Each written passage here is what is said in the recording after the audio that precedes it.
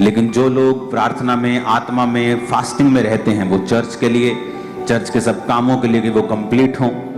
और मैं कंस्ट्रक्शन की बात नहीं कर रहा हूँ, और भी बहुत सारे काम हैं जो चल रहे हैं जिन्हें कंप्लीट होना बड़ा ज़रूरी है। अपने हाथों को उठाकर उन सब चीज़ों के लिए प्रार्थना करेंगे, परमेश्वर का फेवर हम पे आए, और प्रार्थना करेंगे। और फास्टिंग के साथ आप अगले दिनों में प्रार्थना करेंगे। जब भी फास्टिंग करें, चर्च के लिए फास्टिंग करें, अगले 2 महीने, अगले 3 महीने, उस फास्टिंग का जो रिजल्ट होगा वो आपकी लाइफ पर जरूर आएगा। परमेश्वर आपको बरकत देगा। उठाकर अपने हाथों को खुदा से वायदा करो, परमेश्वर में अपनी प्रार्थनाओं में, उपवास में, मैं चर्च को, चर्च मिनिस्ट्री को, सब कामों को याद रखूंगा, और मैं अपने शरीर को इस प्रार्थना को दे दूंगा।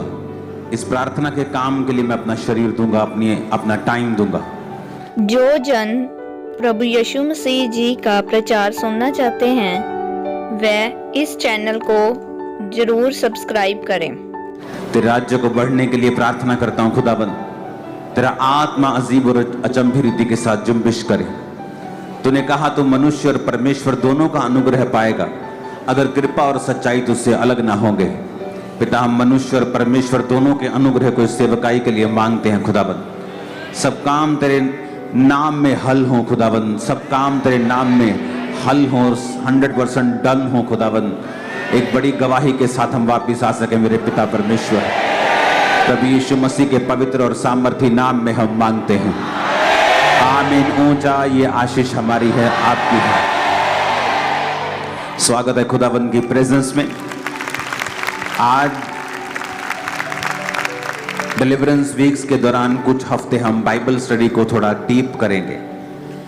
जब हम ये डीप बाइबल स्टडी कर रहे होंगे, मेरा विश्वास है कि परमेश्वर वचन के जरिए आपसे बात भी करेंगे और आपको छुड़ाएंगे भी।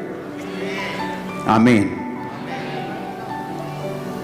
ये इंपॉर्टेंट है चर्च के लिए प्रार्थना करना, क्योंकि जब आप क्रिश्चियन होते हैं, जब आप मसीही बनते हैं, आपका शरीर जितना परमेश्वर के कामों के लिए इस्तेमाल होगा उतना ही परमेश्वर आपको आशीष देते हैं।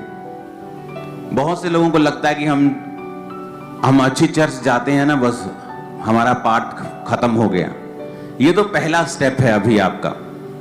आप किसी जीवित चर्च के साथ जुड़ते हैं दुनिया में कहीं भी, वो तो पहला स्टेप है।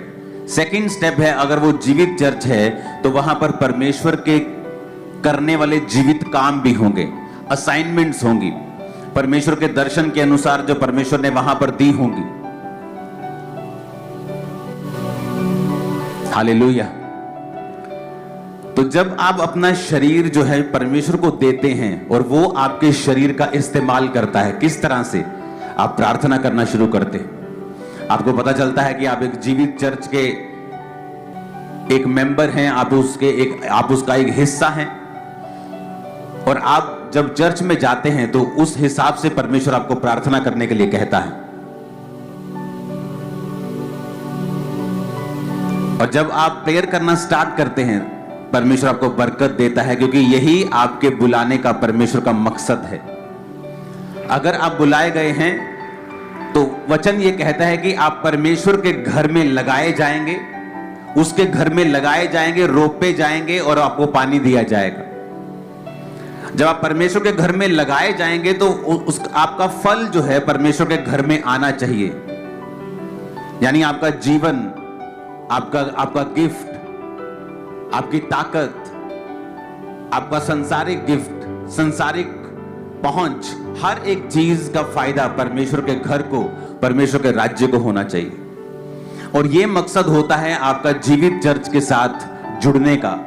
क्योंकि अगर आप जीवित चर्च के साथ नहीं जुड़े होते तो वहां पर फिर जहां आप होते हैं वहां परमेश्वर का प्लान नहीं होता, वहां परमेश्वर का दर्शन नहीं होता। जब दर्शन नहीं होता, आपको उस हिसाब से होमवर्क नहीं मिलता, असाइनमेंट्स नहीं मिलती, काम नहीं मिलते। जब आप उस हिसाब से काम नहीं करते हैं तो आप क्रिश्चियन होते हुए भी वैसी बरकत, वैसी परमेश्वर के साथ निकटता को महसूस नहीं करते जैसी एक जीवित चर्च के साथ जुड़ा हुआ व्यक्ति करता है। कितने मेरी बात को समझ रहे हैं? इसीलिए सिर्फ आप जीवित चर्च जा रहे हैं ये इंपॉर्टेंट, सबसे इंपॉर्टेंट नहीं है। अब आप जीवित चर्च में चले गए, ये पहला स्टेप था। अब आपको आगे आना होता है। कोई इवेंजलिस्ट टीम में है, कोई काम कर रहा है, कोई बो रहा है, कोई प्रार्थना कर रहा है, कोई उपवास कर रहा है, और आपको परमेश्वर के कामों को, दर्शनों को जो परमेश्वर अपने दास को देता है या आपको देता है, इस विजन को, मिनिस्ट्री को देता है, उसके हिसाब से प्रार्थना करना, उसके हिसाब से उपवास रखना, उसके हिसाब से बोना, उसके हिसाब से अपने काम करने। अगर आपको कोई गिफ्ट है, आप सीए हैं, मैं ये बातें पहले बता चुका हूं, उस हिसाब से आप काम भी करते हैं, प्रार्थना भी करते हैं, दर्शन के साथ जुड़ते भी हैं, और फिर परमेश्वर आप पर बरकत देता है, क्योंकि फिर आप एक वैल्यूएबल मेंबर होते हैं उसके घर के। एक ऐसी गाड़ी बन जाते हैं जिसे अगर रोज एक ऑनर इस्तेमाल करता है तो वो उसकी टाइम पर सर्विस भी कराता है, वो उसको साफ भी रखता है, वो उसको बचा के भी रखता है। तो आपकी वैल्यू परमेश्वर की निगाहों में उतनी ही है जितना आप उसके राज्य के लिए काम करते हैं। आप उसके राज्य के लिए जितने मूल्यवान हैं, आपकी निगाह, परमेश्वर की निगाह में आपकी वैल्यू भी उतनी ही है। कितने मेरी बात को समझ रहे हैं? इसलिए आपने बहुत बार ये नोटिस किया होगा, जो लोग सेवकाई में होते हैं, इनडायरेक्ट जो ज्यादा सेवकाई में जुड़े होते हैं, आप देखना उनकी लाइफ में हीलिंग, उनकी लाइफ में डिलीवरेंस दूसरे लोगों के मुकाबले कहीं अधिक स्पीड से होती है।